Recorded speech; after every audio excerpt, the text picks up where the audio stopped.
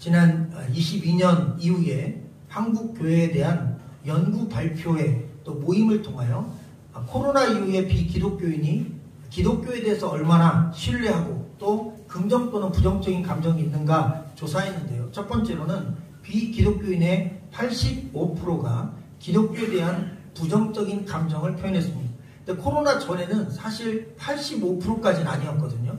한 2분의 1, 근데 이제 3분의 2 이상이 완전히 부정적인 감정을 표현했고, 또한 한국교회에 대한 신뢰도, 기독교인이 아니라 교회에 대한 신뢰도는 62%가 전혀 신뢰하지 않는다. 82%는 부정적인 거니까 조금 덜한데 전혀 신뢰하지 않는다. 62%가 대답했습니다. 믿음의 문제를 놓고 사실 코로나 기간에 양대 교회의 반응이 있었습니다. 아주 소수의 교회는 정면 돌파를 했습니다. 그래서 코로나 기간에 단 한 번도 예배를 쉬지 않았고, 그리고 그 어떤 행정적인 조치도 뭐 감옥에 보내겠다. 근데 실제로 감옥에 안 보냈더라고요. 감옥에 보낸다고 이제 갈 수도 있다고 했지만 목사님 중에 감옥 간 분은 없습니다. 그러니까 코로나 때 예배 드렸다고 해서 목사님이나 성도님을 감옥에 보내지는 않았습니다. 그렇게 또 정권이 그렇게 강하게 모든 교회를 핍박했다고 볼 수는 없는데, 어쨌든 그래도 그 상황 속에서 예배를 지킨 교회가 있고, 또 본질을 사수하되, 그러니까 예배를 드리고 하나님을 경배하는 것을 공간이나 장소에 꼭 매여야 되냐. 장소가 교회가 아닐지라도 집이나 아니면 내가 있는 어느 곳에서든 하나님 말씀을 듣고 예배할 수 있으니 이번 이 어려운 시기에는 좀 흩어져서 예배 드릴 수 있으면 좋겠다. 그래서 본질, 하나님을 예배하고 말씀을 듣는다는 본질은 사수하되 장소는 포기한 교회가 있습니다. 우리는 후자입니다. 저는 나름 고심했지만 심각하게 고심하지는 않았습니다. 제가 예배에 대한 연구를 하고, 제 전공이 설교학이지만 사실 예배 설교학이거든요. 그래서 예배를 볼 때 예배는 장소의 문제가 아니라 시간의 문제다. 기독교는 장소의 종교가 아니라 시간의 종교다. 제가 안식일을 연구하며 안식일의 근본 개념이 장소, 공간의 개념이 아니라 시간, 하나님과의 관계의 개념을 깨닫기 때문에 우리가 어느 장소에 있느냐는 그닥 중요하지 않고, 건물이냐 건물이 아니냐 그것도 그닥 중요하지 않지만, 그래도요 사람이 집이 필요하죠. 천막 지고 살 수도 있고, 아니면 천막 아니면 그냥 움막도 살 수 있습니다. 그럼에도 불구하고 인간이 집을 짓고 가정이라는 공간을 만들어 함께하는 것은 그게 안전하기 때문인 것입니다. 그래서 교회는 사실 이런 건물이 있고 이런 어떤 조직이 되어 있는 것은 안전하게 하나님 잘 섬기고 공격받지 않으려는 그런 어떤 보호의 한 방편이지, 사실 이 공간이나 장소나 조직이 없다 해서 교회가 교회 아닌 것은 아닙니다. 예배가 있고 하나님을 섬기는 신앙이 있다면 사막이나 들판이나 뭐 그 어디나 하나님 예배하는 장소가 곧 그 시간이 하나님을 만나는 시간이 될 수 있습니다. 그럼에도 불구하고 이 건물교회는 우리의 신앙을 하나로 묶고 또 안전하게 보호하기 위하여 필요하기 때문에 건물교회를 부정할 수는 없습니다. 어쨌든 이런 상황 속에서 정면 돌파하는 몇몇 교회로 인하여 사실 좀 부정적인 이미지가 심어진 건 사실이긴 한데, 어쨌든 그 교회도 나름 그게 하나님 믿는 방법이다 생각이 결정한 거니까 함부로 저희가 비판하기는 어렵습니다.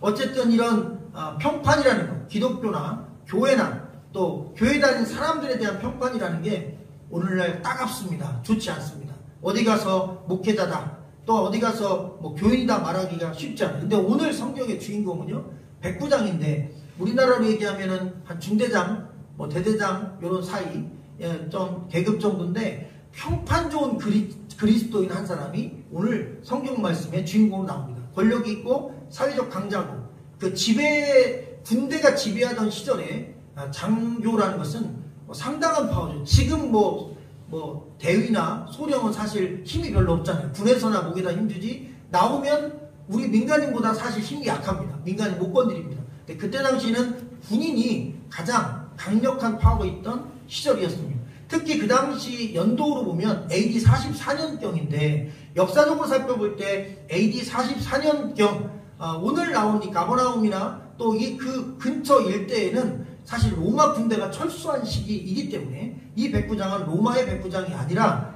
이방인 백부장, 다시 말하면 뭐 지중해 연안의 어떤 유럽에 있는 유대인이 아닌 어떤 용병과 같은 그런 존재였을 것으로 판단하고 있고, 로마인이 아닌 것은 거의 100% 확실합니다. 당시 분봉왕이었던 헤롯의 후손이죠. 안티파스라고 하는 사람이 이 지역을 지배하고 있었는데 이 헤롯 안티파스 왕이 부리는 용병 중에 백부장 중에 한 사람. 그러나 그의 이름은 없습니다. 그냥 백부장입니다. 장교입니다. 바로 그 장교가 자기 집에 있는 소년, 아주 하인인데 사랑하는 아끼는 종이 하나 있었는데 그 종이 죽을 병에 걸렸다. 중풍병이다, 뭐 어떤 병이다, 그런 뇌졸중이다 그러는데 어쨌든 이제 일어나기 어려운 병입니다. 의학으로 불가능한 병입니다. 죽을 날만 기다리는 병입니다. 그 병에 걸린 바로 그 아이를 위하여 예수님의 소문을 듣고 사람들을 보냅니다. 그래서 예수님이 오셔서 이 아이를 고쳐주기를 간절히 원하는 장면, 그리고 예수님이 그의 믿음을 보고 고쳐주는 이야기가 오늘 본문입니다. 주시는 메시지가 상당히 무겁고 그리고 의미가 깊습니다. 2절, 3절을 여러분의 음성을 한번 읽어주시면 감사하겠습니다. 시작.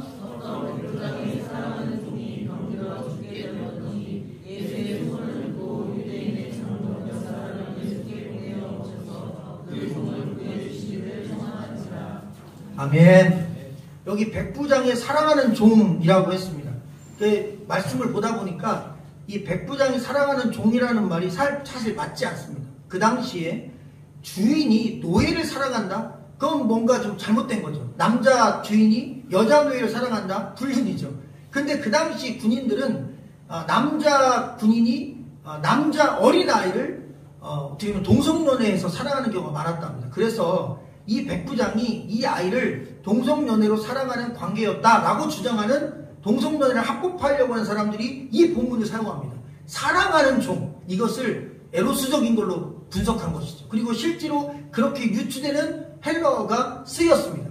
그러다 보니까 당시 보편적인 일이었고 그런 상황 속에서 이 백부장은 그런 관계인데 예수님이 치료해 준 걸로 보면 예수님은 동성연애를 인정한다라고 이 본문 가지고 설교하는 경우가 있다. 그래서 오해가 없으시길 바랍니다. 절대 실제로 말씀을 자세히 살피면 이 사랑이 육체적인 사랑이 아니라 인간적으로 얘기하면 존중한다라는 뜻입니다. 다시 말하면 백부장이 존중하고 소중하게 여기는 한 종이 있었다는 것입니다. 특별히 이때 사랑한다는 이 단어는 헬라어로 보면 아랫사람이 윗사람을 대하는 태도를 사용할 때 이 단어를 많이 사용했어요. 자녀가 부모를 사랑하고 제자가 그 스승을 사랑하고 그런 느낌이에요. 근데 백부장은 자기가 윗사람인데 마치 자기보다 더 높은 사람을 사랑하듯 자기 하인을 사랑했다는 것입니다. 참 위대한 사랑인 것입니다. 여러분, 나보다 높은 분이 나를 자기보다 더 높게 아껴준다는 것입니다. 이런 사랑은 어디서 볼 수 있습니까? 여러분, 우리가 사는 세상에서 사장님이 자기가 월급 주는 직원을 자기보다 높은 사람으로 대우한다? 이거 있을 수가 없습니다. 오늘날도 우리가 들어보기 어려운 것입니다. 성경 어디에도 이보다 더 인간적으로 볼 때 위대한 사랑은 나타나지 않습니다. 백부장은 자신을 낮추고 자기보다 더 낮은 사람을 자기보다 더 높은 사람처럼 그렇게 섬기는 굉장히 착한, 보기 드문, 아니 아예 없는 그런 관계는 보지 못한 그런 사람이었습니다. 인격적인 관계로 이 말씀은 해석할 수 있습니다. 다시 말해서 백부장은 이웃인 유대인들도 사랑했지만 그들의 회당, 지금으로 얘기하면 교회도 지어주고 어려운 사람 도와주고 자기 권력과 자기가 가진 힘으로 여러분 억압하고 누군가의 것을 빼앗고 억울하게 한 게 아니라 억울한 사람 도와주고 배고픈 사람 도와주고 약한 사람 도와주고 자기 집에서 일하는 노예까지도 종까지도 자기 윗사람인 것처럼 존중해서 배고프지 않게 춥지 않게 그리고 아프지 않게 죽지 않게. 여러분, 이것은 마치 하나님 사람 같지 않습니까? 사실은 예수님을 진짜 믿으면 나오는 믿음의 열매요 인격의 열매가 바로 이 백부장이 맺은 이 종과의 관계, 인격적인 관계에서 볼 수 있습니다. 여러분, 신앙의 열매는 교회 열심히 많이 다니거나 신앙의 열매는 헌금 액수가 늘어나는 거나 신앙의 열매는 직분이 집사에서 권사, 권사에서 장로, 장소에서 목회자, 목회자에서 원로 목사 이렇게 올라가는 것이 아니라 신앙의 열매는 여러분 낮아지는 데 있다는 것입니다. 성경이 좀 거꾸로입니다. 신앙의 열매는 높아지는 것으로 증명되는 것이 아니라 나를 낮추는 것으로 증명된다. 그러니까 목회자가 다른 목회자에게 낮아지고, 최근에도 제가 한 전수사님과 이제 상담을 했습니다. 근데 고민이 있는 거예요. 어떤 고민이냐면 교회가 이제 굉장히 바빠지고 건축도 하고 그런데 이제 사역자로 갔는데 갈 때마다 하루 종일 노동한다. 8시 반에 나가서 물론 교회 건축할 때 물론 뭐 부교육자분들이 건축을 도와드리는 건 나쁘진 않습니다. 그런데 중요한 건 본질적인 사역을 전혀 하지 못하고 주일을 빼놓고는 매일 가서 노동을 하다 보니까 이게 이제 몇 달 지나고 쌓이다 보니까 내가 근로자냐 아니면 내가 목회자냐, 목사님 저 심히 혼돈스러운데 지금 상태는 이게 목회라면 그만두고 싶은 상태에 어려움을 갖고 있습니다 라고 이야기했습니다. 저는 명쾌합니다. 이 상담을 학생들하고 많이 해봐서 그 사람 입장에서 상담하는데 나를 도울 수 있는 사람은 나밖에 없다. 다른 사람이 나를 도울 수 없다. 조언해줄 수 있지만 힘드냐 그랬더니 힘들대요. 더 하고 싶으냐 하고 싶지 않대요. 그럼 어떻게 하면 좋겠냐? 쉼표 좀 찍고 싶대요. 그럼 쉬어라 그랬습니다. 왜? 지금 신호를 보내는 거야. 나 더 못 견디겠다. 나 이거 더 이상 못하겠다는 신호를. 그렇게 고통스럽고 힘든 상황인 거죠. 물론 억지로 누군가 그걸 시켰다면 그것만큼 나쁜 일은 없습니다.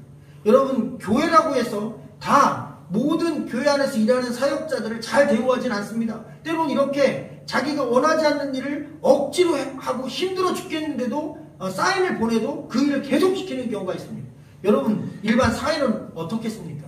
직장에서 우리가 월급 받으면서 일할 때 여러분 쉽습니까? 월급 봉투에 내가 한 달 동안 고생한 것이 찍히지만 좀 눈물겹게 일하는 거 아니겠습니까? 내가 원하는 일만 하는 것도 아니고 억울한 일도 당하게 되고 사실 이 세상에는 그런 부조리가 많습니다. 그런데 백부장은 자기 하인에게 그것도 자기가 일을 시켜도 되는 사람에게 무시하고 짓밟아도 되는 사람에게 전혀 손상되지 않고 상하지 않고 고통스럽지 않게 그가 할 일을 제대로 할 수 있도록 그리고 편안할 수 있도록 도왔다는 것 그 자체가 여러분 위대한 믿음의 열매였다는 것을 여러분 교훈으로 깨달으시기를 주의 이름으로 축원합니다. 그래서 여러분 신앙의 열매는 태도가 바뀌는 것입니다.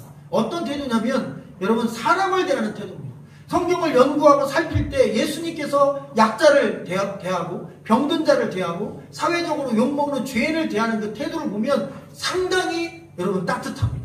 그래서 저는 성령 충만은 뭐 기도를 막 뭐 이렇게 방언하면서 열렬히 하거나 예배 때 막 펄펄 뛰면서 막 할렐루야 이런 것보다 사람을 대하는 태도를 보면 이 사람이 성령의 사람인지 아니면 성령은 없는데 그냥 신앙이 있는 것처럼 겉모양만 가진 껍데기인지 그걸로 분별할 수 있다.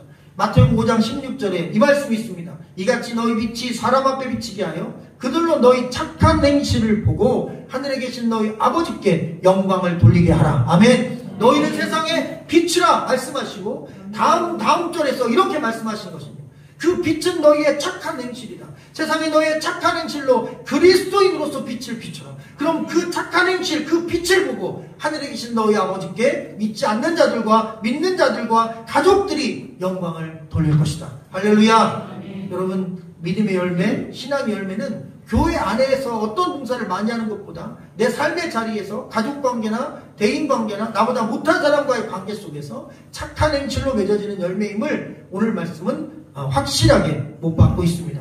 여러분 이방인 백부장은 자기 종을 사랑했다고 했는데요. 이게 말이 안 되는 게 당시 종은 물건이었습니다. 그래서 만약에 내가 부리는 종이 몸에 병이 들었잖아요. 그러면 내 물건이니까 고칩니다. 마치 휴대폰이 고장나면 고쳐요. 근데 휴대폰이 어떻게 고장나냐면 액정이 깨졌는데 배터리가 다 됐어요. 액정 20만원, 배터리 20만원, 합의 40만원. 이 휴대폰 2년 써서 잔존가치 15만원. 그럼 어떻게 해야 돼요? 휴대폰 버려야 합니다. 그리고 새 폰으로 갈면 됩니다. 이 노예가 살 때는 괜찮았어요. 근데 이제 나이 들고 병 들고 그리고 병이 또 불치병이에요. 그래서 병을 고치는데 예를 들면 100만원이 들고 노예 사는데 50만원이 들어요. 젊고 건강한 노예 사는데. 그러면 주인의 입장에서는 이 노예에 대한 치료를 중단합니다. 왜? 돈이 아까우니까. 노예는 짐승이니까. 노예는 물건이니까. 그래서 그냥 치료를 안 해줘요. 그냥 빨리 죽으라는 거. 죽이진 않지만 죽게 내버려 두고 그리고 치료비로 쓸 돈으로 차라리 노예 2명을 더 산단 말이에요. 그러면 주인은 훨씬 더 유익합니다. 그래서 항상 노예는 병든 노예는 그냥 길바닥에 버려졌습니다. 그래서 길바닥에서 그냥 죽어갔습니다. 어느 누구도 돌아보지 않았고 장사 또한 지내지지 않았습니다. 죽은 다음에 그냥 어디 그 시신들 모으는 데 갖다 놓고 불질러 버렸습니다. 자, 그런 시대에 누구나 병들면 버리고 다른 노예를 구입하면 되는데도 불구하고 얼마나 돈을 많이 들여서 치료했는지 모르지만 노력하고 수고했는데도 그 당시 의학으로 고칠 수 없는 병이었던 것입니다. 그런데 소문을 들은 겁니다. 말씀해 보니까 예수의 소문을 듣고 그리고 유대인 장로들을 예수님께 보냈다는 것입니다. 여러분 예수님의 소문을 들은 겁니다. 병든 자를 고치고 죽은 병자를 일으키고 죽은 자를 살리는 바로 능력 있는 하나님의 아들 나사렛 예수 그리스도가 우리 지방에도 지금 계시다라고 하는 소식을 들었습니다. 그래서 무조건 예수님께 도와달라고 요청한 것입니다. 믿음이 없었으면 할 수 없는 일입니다. 우리는 내가 무시해도 되는 사람에게, 나보다 연약하고 힘이 없는 사람에게 관심을 가져본 적이 있는가? 한번 마음을 돌아보기를 주의 이름으로 축원합니다. 나와 함께하는 자, 또 나를 돕는 자, 내가 월급 주는 자, 또 내가 높은 데 있고 나보다 더 낮은 데 있는 자. 여러분 믿음의 열매는 낮은 자와 낮은 곳을 향해 관심이 쏟아질 때 그 열매가 커집니다. 자, 6절에서 7절은 오늘 말씀의 가장 중요한 핵심 구절입니다. 다 같이 한번 읽어볼까요? 시작. 예수께서 함께 가실 때 이에 그 집이 멀지 아니하여 백부장의 벗들을 보내어 이르되 주여 수고하지 마옵소서. 내 집에 들어오시면 나는 감당하지 못하겠나이다. 그러므로 내가 주께 나가기도 감당하지 못할 줄을 알았나이다. 말씀만 하사 내 아이를 낫게 하소서. 아멘. 여기에서 보면 주여라고 합니다. 여러분 이 주여라는 단어가 헬라어로 여러 종류의 단어가 있습니다. 그냥 주님이라는 단어도 있고, 근데 오늘 이 단어는 퀴리오스라는 단어입니다. 다시 말하면 이 단어는 여러분 하나님을 부를 때 불렀던 단어입니다. 그리고 전능하신 하나님의 자녀, 하나님의 아들 예수님을 부를 때 나의 주님이여 라고 부를 때 불렀던 단어입니다. 퀴리에라는 단어입니다. 다시 말하면 이 주여라는 단어를 통해서 보면 이 백부장은 예수님을 단순히 선지자나 또 인간인데 능력 있는 사람으로 본 게 아니라 하나님의 아들로 전능하신 분으로 이미 믿고 있었다는 사실입니다. 그래서 이 백부장은 그리스도인이라고 볼 수 있는 것입니다. 할렐루야. 그리스도인으로서 하나님을 믿는 자로서 예수님을 바르게 알고 있는 자로서 그가 가진 소원이 하나 있었습니다. 그게 뭐냐면 오늘 말씀, 여러분 말씀만 하사 내 아이를 낫게 하소서. 한번 따라 볼까요? 말씀만 하사 내 아이를 낫게 하소서. 여러분 이 말씀은 우리가 생각할 때 하나님 말씀 가지고 그냥 치료해 주시면 되겠구나, 예수님 말씀으로 치료하면 되겠구나의 수준을 넘어서 놀라운 말씀입니다. 왜냐하면 여러분 그 당시에는 예수님을 볼 수 있는 시대입니다. 지금 같으면 어떻겠습니까? 우리가 만약에 천안 야우리 광장 앞에서 예수님을 오후 2시에 만난다고 하면 누가 교회 갑니까? 저 같아도 야우리 광장 가서 예수님 만나겠습니까?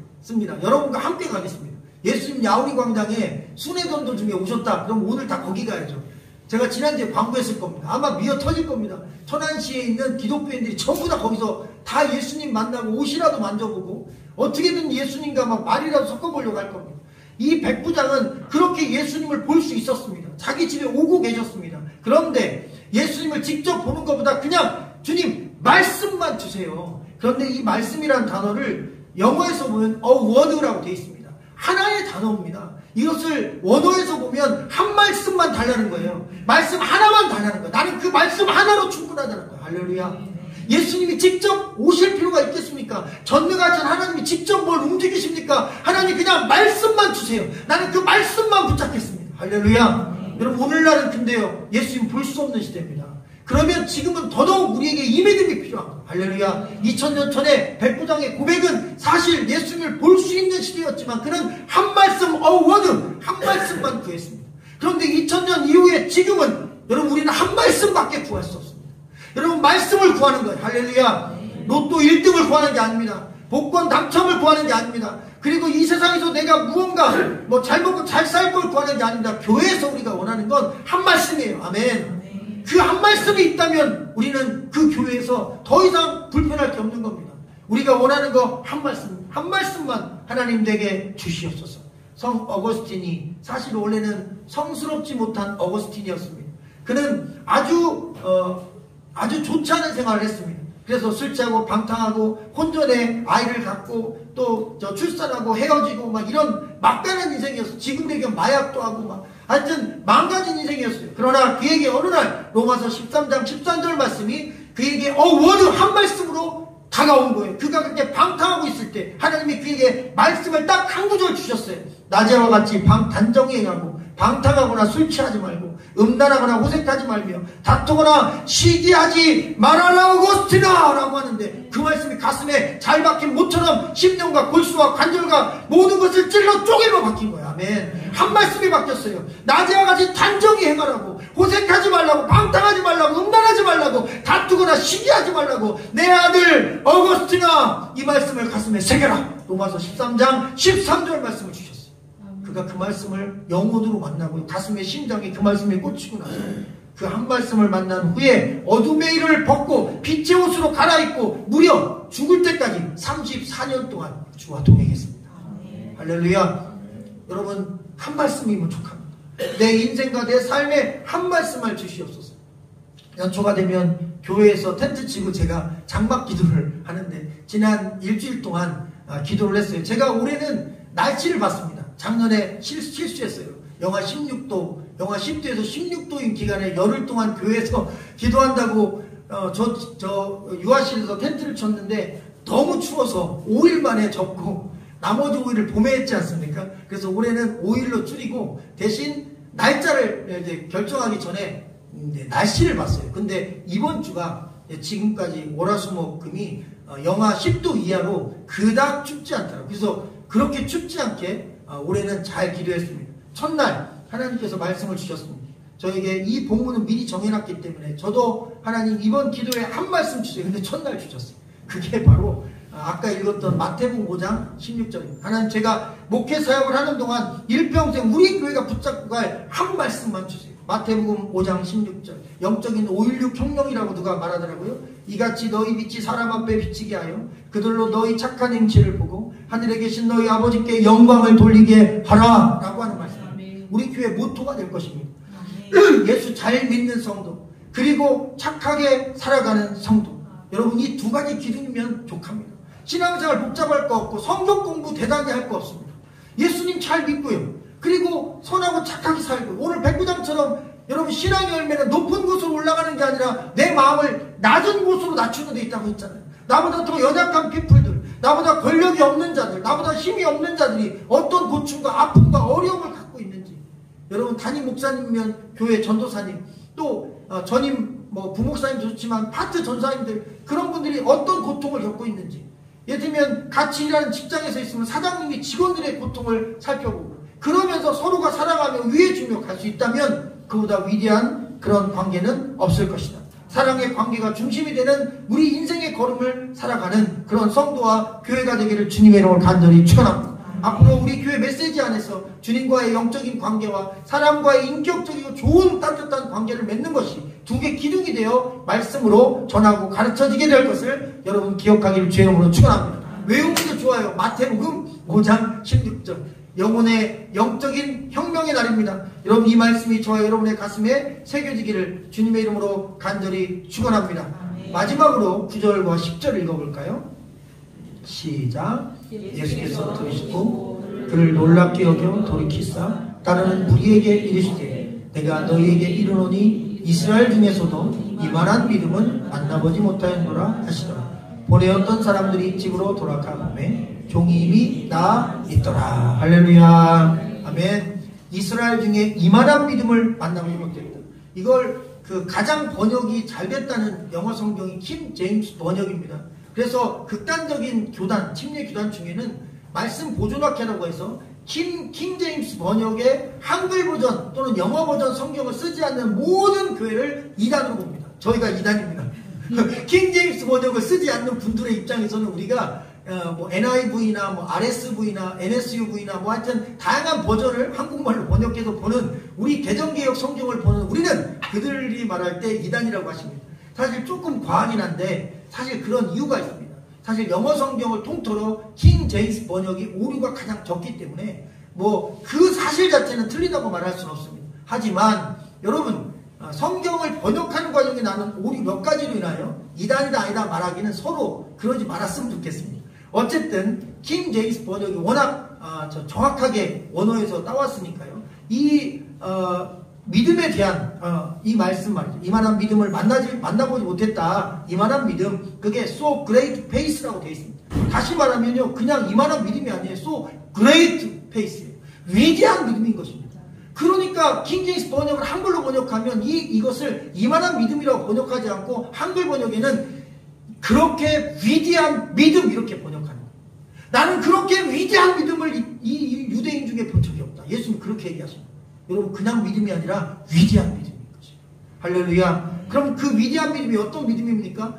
눈으로 예수님을 볼 수 있고 만질 수 있고 만날 수 있는 시대에 그냥 말씀으로도 충분한데 뭐 그렇게 직접 오십니까? 예수님 힘들게 오지 마세요. 주님 나는 주님을 직접 만날 만큼 자신이 없습니다. 저는 죄인입니다. 저는 부족합니다. 그렇게 자신을 낮추고 그냥 말씀 한마디만, 그리고 더 중요한 게 있어요. 직접 와서 하인에게 병이 나을지어다 이것도 아니에요. 그냥 여기 안 오셔도 예수님이 어디서 선포하든 그 말씀 우주 전체에 올린다는 거예요. 아멘. 여러분 뉴욕에서 선포해도, 달나라에서 선포해도, 해양소에서 선포해도 예수님의 말씀은 우주 끝에서라도 이루어진다는 믿음만. 이게 얼마나 위대한 믿음입니까? 그래서 great faith인 거예요. 할렐루야. 여러분 백부장의 믿음은 위대한 믿음입니다. 하나님이, 예수님이 우리에게 2000년 이후에 지금 요구하는 믿음이 바로 그 great faith, 위대한 믿음인 것입니다. 말씀 하나 구하는 것입니다. 그 말씀 붙잡고 가는 것입니다. 세상 사람들이 수많은 것들을 먹고 살기 위해 필요한 것들을 구합니다. 성공하기에 필요한 것들을 구합니다. 필요하다면 여러분 이 땅을 지배하고 있는 원리인 진화론의 원리처럼, 여러분 강한 자는 살고 약한 자는 죽는다는 원리처럼 누구를 짓밟고라도 올라서려고 합니다. 그러나 창조론을 따르는 우리는, 성경의 가치를 따르는 우리는 만물을 다시 태어나게 만들고 연약한 만물을 돌보는데 마음을 쏟는 것입니다. 그래서 다른 것입니다. 내가 강자가 되어 군림하는 게 아니라, 더 강자가 되는 게 아니라 더 약한 자를 살피고 돕는 것입니다. 바로 그런 영적인 상황 속에서 한 말씀만 주시옵소서. word, 그 한 말씀이면 족합니다 라고 구하는 그에게 주님이 응답을 주셨는데 위대한 응답을 주셨습니다. 여러분 이미 나 있더라 라고 하는 말씀이 10절에 있지 않습니까? 근데 7절에 이 백부장이 하나님께, 예수님께 구합니다. 낫게 하소서. 한 말씀을 주사 낫게 하소서 그랬어요. 근데 거기서 낫게 해달라는 말씀과 오늘 이 마지막 구절에 나 있다는 말씀이 사실 같은 말 아닙니까? 나았더라, 나 있더라, 낫게 해주소서, 나 있더라. 어쨌든 병이 나았다는 거 아니에요? 그런데 원어에 보면 단어가 다릅니다. 그리고 단어의 의미가 또 달라요. 앞에서 백부장이 구했던 내 하인을 낫게 해주소서, 이거는 오마이라는 단어인데 그냥 낫는 거예요. 병이 고침받기를 원하는 거예요. 근데 주께서 그 기도를 들으시고 그 믿음에 놀래사 그를 치료해 주셔서 10절에 보면 집으로 돌아가 보니 이미 종이 그 말씀을 선포하는 순간 나왔으니까 길거리에서 나온 거잖아요. 그러니까 가보니까 진짜 나왔어. 이미 말씀하시는 그 즉시 나온 거잖아요. 거기서 나왔더라는 다른 말, 휘기아이노라는 단어인데 이건 뭐냐면 나았고 강건해졌다는 거예요. 여러분 그냥 병이 나은 게 아니에요. 보통 우리가 질병을 죽을 질병에 걸리면 병이 이제 다 나았다고 하잖아요. 그럼 그다음부터 뭐 합니까? 재활을 합니다. 뭐 음식을 먹고 그 다음에 운동을 하고 그 다음에 거동을 하고 그러면 살이 오르고 근육이 생기잖아요. 몇 달에서 몇 년 걸립니다. 그런데 그것도 그냥 땡겨서 주신 거예요. 할렐루야. 병도 고치고 그리고 몇 년의 재활도 딱 땡겨서 그냥 하나님이 완전하게 건강한 아이로, 그냥 밖에 나가서 축구해도 되는, 할렐루야, 그런 완벽한 건강한 아이로 회복시켜 주셨다는 것입니다. 그의 믿음에 대한 위대한 그레이트 페이스에 대한 완전한 응답이 오늘 말씀에 기록되어 있습니다. 여러분 크리스찬 오너들이나 또 직장을 운영하고 있는 분들은 중대재해법 시행 때문에 매우 고통스러워하고 있습니다. 사회적 이슈입니다. 노동자들은 통과를 환영하고 또 개인사업자들은 2년 유예 또는 이 법이 없어지기를 소망합니다. 왜? 우리 집에서 또 우리 사업장에서 일하는 분이 50인 이하 사업장에서 일하는 분이 다치면 주인이 잡혀가는 거예요. 만약 사망사고 일어나면 감옥에 몇 년 들어가야 됩니다. 벌금이 문제가 아닙니다. 그러니까 지금 굉장히 고통스러워하고 있습니다. 반대로 노동자들은 환영합니다. 왜? 그 전에 임금체불, 폭언, 폭행, 수많은 갑질들 이런 것들이 일하는 곳에서 많이 있었거든요. 그러나 그 외에 또 자기 사업장에서 열심히 잘 일하는 사람들, 잘 돌보던 분들은 청천벽력인 거예요. 감옥 간다니까 무서워 떨고 덜덜 떱니다. 어쨌든 이런 법 시행도 사실 누구는 환영하지만 누구는 그렇지 않은, 상당히 쉽지 않은 법의 문제고 또 처리되는 문제입니다. 어쨌든 약자를 돌보겠다는 마음에서 만든 법이니까 언젠가는 시행되긴 됐어야 되는 법이라고 크게 보면 그렇습니다. 여러분 크리스찬 오너들이나 또 직장에서 높은 위치에 있는 우리 크리스찬들이 사실 이런 법 관계없이 이미 그 약자들을 살필 수 있다면 위대한 일일 것입니다. 한국교회의 위기는 교회와 예배의 위기보다도 하나님의 말씀을 듣고 행동하지 않는 것이 위기고, 예배는 드리지만 선한 삶을 살지 않는 것이 위기고, 교회는 다니지만 악하게 사는 사람들, 바로 그것이 문제인 것입니다. 이것만 돌이킨다면 한국교회는 전 세계에서 가장 위대한 그레이트 처치가 될 것이라고 확실합니다. 진짜 믿는 자의 삶의 태도는 무엇인가? 그것은 예수님 말씀 잘 듣고 예배하는 것과 착하게 모든 사람들을 대하는 것입니다. 마태복음 5장 16절 말씀처럼 빛을 비추되 착한 행실로 내 사업장과 가정과 주변 사람들에게 비추어 선하고 좋은 인격적인 관계를 갖는 것이다. 믿음의 결과는 사람을 대하는 태도, 즉 인간애로 여러분 확인할 수 있다는 것을 여러분 기억하기를 주의 이름으로 간절히 축원합니다. 사악한 인간들처럼 윗사람한테는 잘하고 동등한 사람한테도 잘하는데 밑에 사람은 짓밟는 그런 인생 살면 안 됩니다. 그리스도인은 모두에게 다 잘해야 됩니다. 쉬운 일은 아니지만 아랫사람을 짓밟지 말고 잘할 수 있고 하찮게 여기지 않는 마음까지 있다면 우리는 말씀 잘 들은 것입니다. 예배 잘 드린 것입니다. 신앙이 좋은 것입니다. 이제 그곳에서 우리 신앙 열매를 찾는다면 우리가 성숙한 그리스도인이 될 수 있다는 하나님의 말씀이었습니다. 기도하겠습니다.